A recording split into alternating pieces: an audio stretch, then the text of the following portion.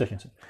Və həmçində Eşən qardaş, bura Yusuf əleyhissalamı da Bəli. misal gətirmək olar, zəhmət olmasa. Bəli, Allah Teala Quran-Kərimdə həmçinin Yusifin hekayəsini qeyd edir.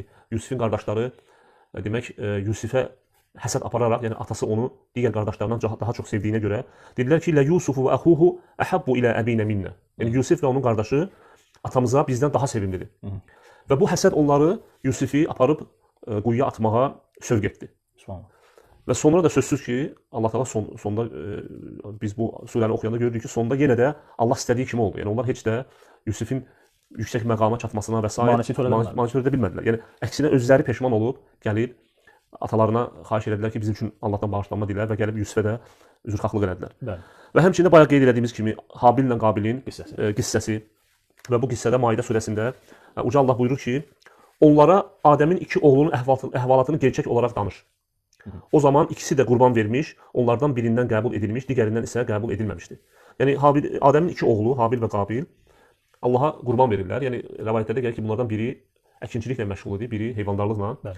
Və o vaxtın zəkatı, yəni qurbanı onlar öz mallarından ən yaxşı olanı seçirdilər və aparıb bir dağın başına qoyurdular və o gəlib onu yandırırdısa, bu qəbul əlaməti sayılırdı. Yəni qurbanın, Yəni onlarda elə idi. bəli, zəkatın qəbul olması. Və demək Habil öz əkin biçimlə məşğul idi, əkin işlə məşğul və o yaxşı mallarını, öz demək məhsulunun yaxşılarından seçmədi. Amma Qabil isə ən yaxşı heyvanı seçdi və ikisi də gətirdilər, qoydular və o gəlib Qabilin demək qurbanını yandırdı, yəni qəbul etdi. Amma Habil isə qəbul etmədi və bu da onu həsəd aparmağa gətirib çıxartdı, səbəb oldu. Və sonra deyir ki, Allah buyurur ki, onlar o zaman ikisi də qurban vermiş, onlardan birindən qəbul edilmiş, digərindən isə qəbul edilməmişdi. Qurbanı qəbul olmayan, yəni Habil olmayan qardaş öz qardaşına, yəni Qabilə demişdi: "Səni hökmən öldürəcəyəm."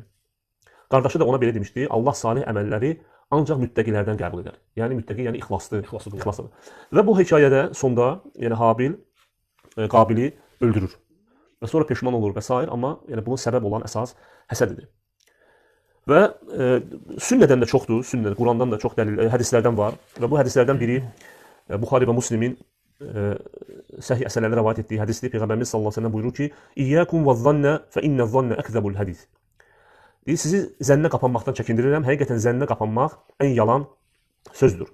"Və la tahassasu və la tajassasu." Yəni bir-birinizin eybini axtarmayın və bir-birinizi güdməyin.